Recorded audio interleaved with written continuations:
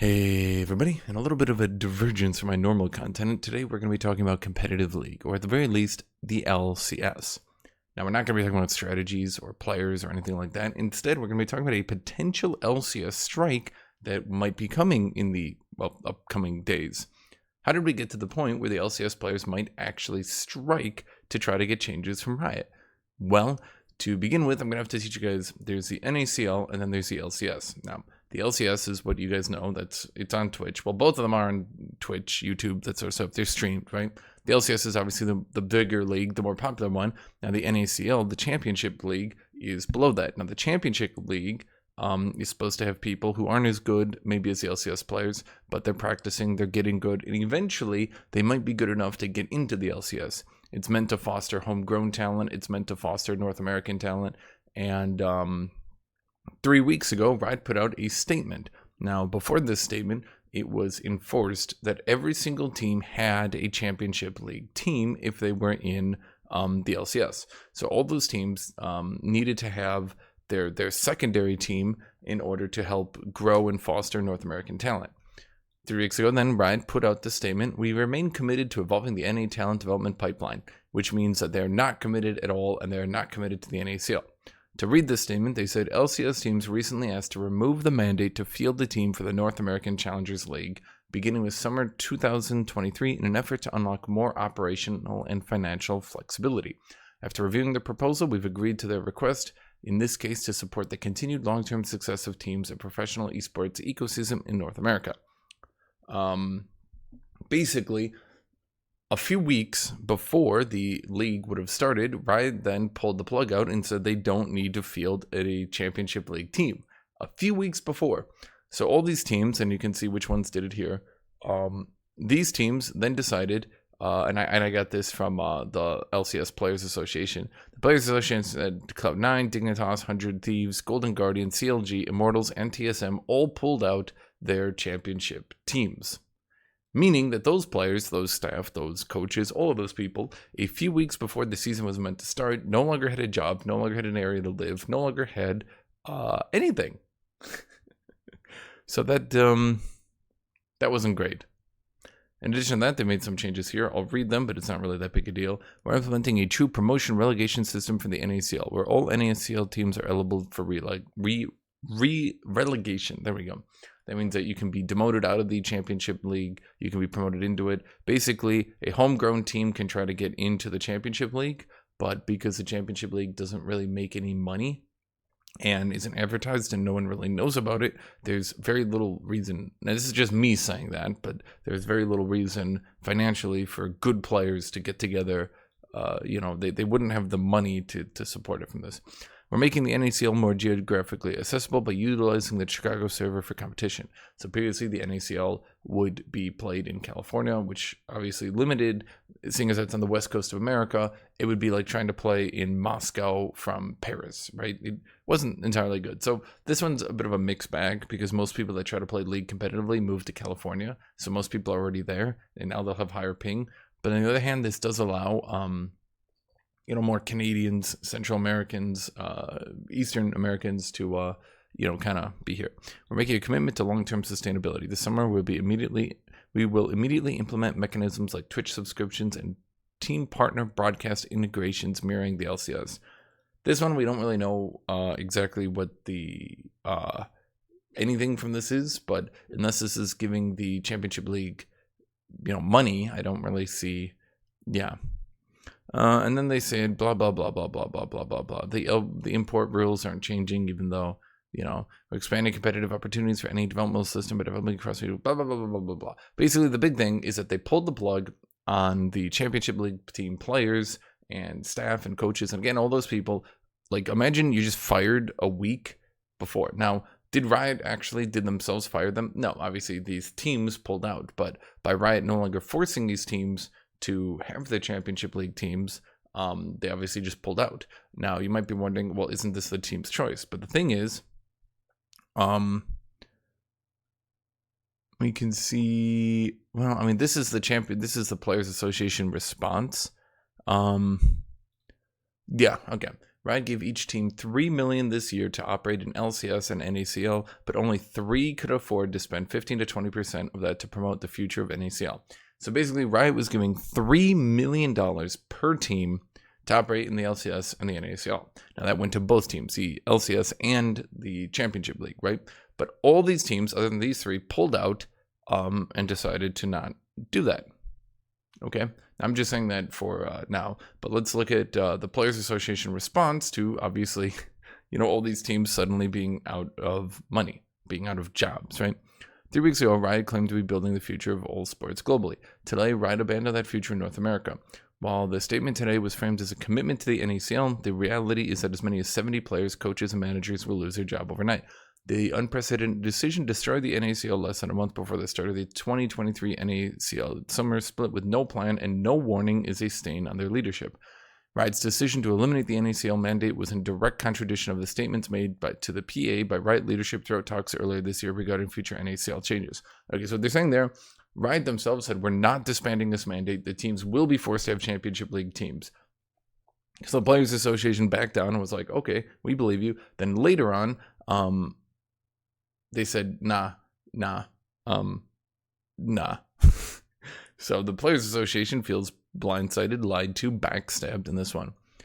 Riot Esports leadership give the LCS PA, that's League Championship Series Players Association, assurances that no changes would be made in 2023 as recently as 1 week ago. So as little as 1 week ago, they said they weren't going to do this. The LCSPA is calling on all members of the LCS and NACL community, players, coaches, streamers, and fans to stand in unison and demand for Riot to reverse the decision in order to protect the future of the LCS. We must protect the NACL today to ensure any future for the LCS tomorrow. To put the magnitude of this decision in context, over 50% of current LCS pros came up through the NACL Academy system. The promotion of homegrown talent fuels financial savings for teams and ignites fans around the next generation of LCS talent. And the impact of this decision on the league's future cannot be overstated. Today's decision is a hollow attempt to appease team owners' demands for increased financial support. Claims that the NACL is in any way responsible for team financial instability are false. The average annual salary of an entire NACL roster represents less than 17% of the average LCS organization's league-based salary costs in a year. Teams continue to spend elsewhere in ways that far exceed the impact of the NACL on the bottom line. So basically they're saying the average team is only paying 10% of their salaries on the Championship League. Riot allowed them to then disband their Championship League teams to save 17% of their salaries. Since Riot is giving these teams $3 million, they're saying that they're spending their money in other ways that are obviously, and they're probably talking about player salaries here. Player salaries have skyrocketed really hard, and teams, instead of trying to reduce these salaries, reduce that, maybe an LCS player isn't worth $1 million a year, right? Instead of reducing those salaries, they're allowing them to disband the Championship League. Now, the problem with this, and they're kind of doing this in subtext, so maybe they're not exactly saying this, but it really feels like they're saying this. The subtext here is that by paying other regions exorbitant amounts of money to take their players and put them in an A, that they're basically disbanding the homegrown talent and instead saving that money to import more players into the LCS. Europe has a thriving ERL system, and the LCK and LPL maintain robust challenger rosters and leagues. By comparison, North America now has a developmental product with no viewership, no institutional support, no paying jobs, and no future. Which is true. Other regions can homegrown talent because they have support for that homegrown talent. North America will now have literally no homegrown talent. Riot failed today to provide any plan to ensure the NACL remains a viable product pipeline for the NA. The LCS PA does have a plan, and we shared it with Riot months ago. The PA plan is designed to facilitate a shift towards a future where LCS teams will not be required to field NACL rosters. Throughout regular meetings between Riot and the PA, both parties acknowledged the NACL would not be viable today without Riot requiring LCS partner organizations to have an NACL roster. So what they're saying here is they did talk to Riot, and they did say, look, if you pull the rug out from under our feet, then that's fine, but we could implement some changes where the teams wouldn't have to foot the bill, and we could still have a Championship League viable. Riot ignored their suggestions entirely. I don't know if their suggestions were viable, but their suggestions were ignored, and then they pulled the rug out from under them after a week saying that they weren't going to do that a week before the Championship League was meant to start. Now, just to be clear, This means Riot was likely talking to the teams and telling them that they were going to allow them to do this, because like the teams wouldn't have, like a week before the league started, all these teams wouldn't be so willing to be like, oh wow, I guess we'll just stop paying our teams, right? Like there had to be some communication. That's just me saying that. Their proposals were allow teams to pay NACL players based on local wage laws instead of California labor minimums. Okay, so basically, ooh, okay, that one's, so California has a high minimum wage, and they're saying they could pay them on local minimum wage rather than California minimum wage. For those of you who don't understand American politics, local minimum wages are not actually living wages. You can't actually live on that for the most part. California, even basically, you can't live on California minimum wage. So if they're saying what I think they're saying, local wage laws, yeah, they're saying they basically could pay people as little as $7 an hour to be in the NACL, which is not viable. Okay. Allow teams to partner with affiliate organizations to operate the NACL rosters and share costs. So basically they could partner with sponsors potentially, or they could sponsor with other organizations, or they could work with other organizations, which seems reasonable. Not forcing them to work only and solely under Riot would probably be a good idea. Introduce a robust in-game item program for LCS teams that mirrors their generous revenue sharing program in Valorant. Okay, so that one does make sense. I'm not really sure. That one doesn't seem like a bad idea to me. I know some people said that was completely unreasonable, but allowing them to have emotes or skins or wards or anything like that, allowing them to have that, maybe a custom chroma for a team, maybe.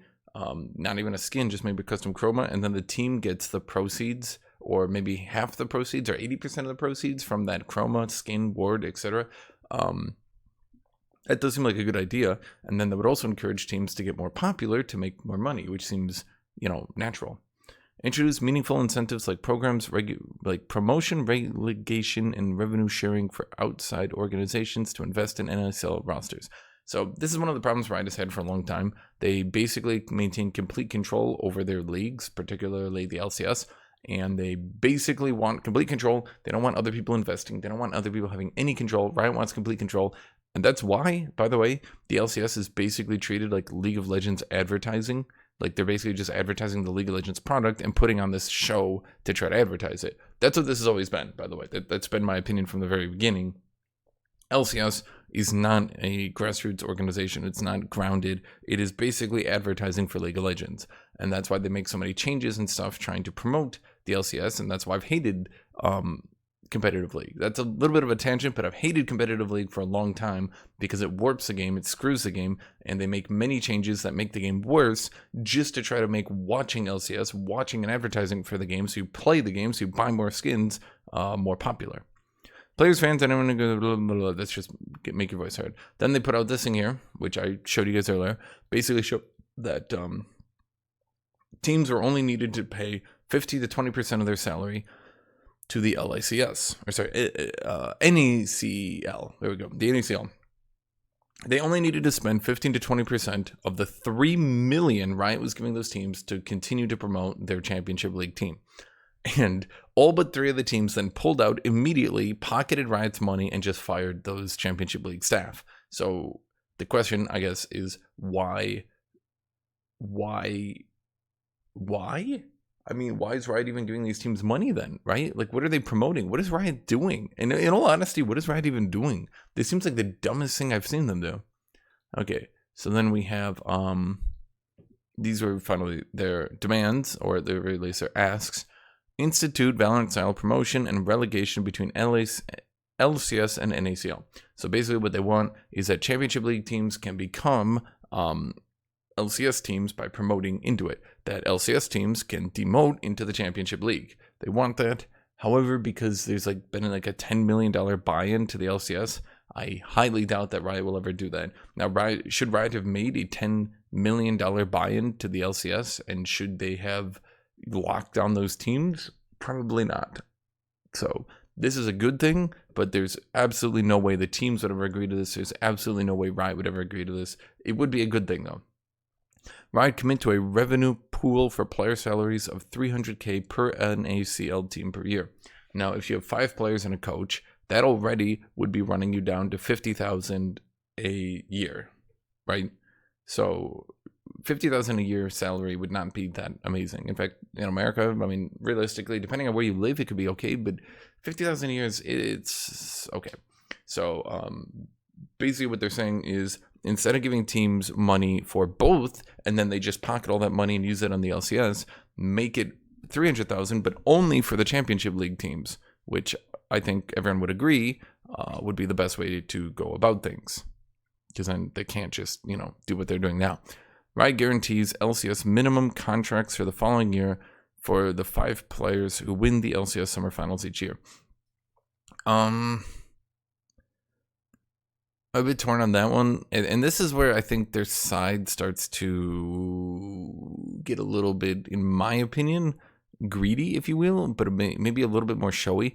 Basically, one of the things I have with the Players Association that you'll start to see here is a lot of what they're asking for is starting to be like financial based, and I understand they want financial stability, but the issue with the Championship League and the issue with esports as a whole is you're not really going to get financial stability, and kind of asking like, hey, if we win summer, you should have to pay us for a year, right?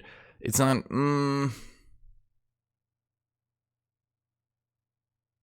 and LCS minimum contracts. It just should they force players to be in the LCS for a year because they won the summer split? I don't know. Institute a 3/5 roster continuity rule to provide players on released NACL rosters first priority in maintaining their slots in the upcoming NACL season if a majority continue to compete together. I think that's really dumb, and there's absolutely no way that would happen, and I'm sorry to them, but I don't think that's a smart idea. If they're trying to have more skill and they're trying to have more fluidity, then there's very little reason to force the Championship League to keep 3/5 of a team in a continuity rule. So then finally, up here, they then posted their statement here, saying, the walkout vote has overwhelmingly passed. This is not a decision LCS players have come to lately. Countless discussions and debates were had between all LCS players in the week leading to this historic vote. One thing is clear from those conversations. Our players want to play and compete above all else. Joining hands to put competition aside is a testament to the significance and urgency of the issues at hand. We stand at this impasse because actions were taken by Riot without prior communication or discussion with the LCS players. The LCSPA sincerely hopes Riot will avert this walk by joining us in the coming days to have open and transparent discussions so we can forge collaborative solutions to ensure the best futures for LCS and AACL. That's what they're saying. So now they're potentially going to stage this walkout. Now, just to be clear, and I want to actually make this clear, a lot of times when a union makes demands, they will make demands that have absolutely no chance of passing. That's just called haggling, right? So when they haggle like this, it's unlikely that something like this would happen. It's unlikely that something like this would happen. It's unlikely that most of this would happen. But even if they can get 2 out of 5 of their demands, that's better than getting 0 out of 5, right? So if they put some demands and then Riot says, oh, well, we can't do this one and we can't do this one, then they could still potentially get 3 out of 5 of their demands, which would be what they were hoping for anyway, right? That's called haggling. So don't entirely take this at face value, in my opinion. I'm assuming they're smarter than they look. I'm assuming there's actually like, people here who know what they're doing, right? So when they put up these demands, they don't think entirely that they're being 100% greedy. But that's basically what happened. To recap here, to TLDR, Riot promised that the Championship League would not be disbanded. They promised them as little as a week ago that they would not be disbanded. Then they allowed all the teams to disband them a week before the season started. Most of the teams immediately got disbanded. People were left without jobs a week before they thought they had a job for the rest of the year. And then the LCS players decided to go on strike because, it's sort of like the situation hasn't been improving in the last few years. It's not improving now. And now, in fact, it's even getting worse. And they're going to stand in solidarity then with the Championship League players who got totally smashed. They're going to stand in line with the Championship players, and they're going to try to help them out. And that's basically this entire story. So what do you think about this? Tell me what you think about this. What do you think? Because I think that clearly Riot is trying to save costs, but because they're trying to foot the entire bill. Well, not the entire bill, because they're not allowing teams to do anything while also footing the bill, while also they seem to... The problem Ride seems to have is that most of these teams seem to be at the point where the LCS is becoming less and less popular and making less and less money.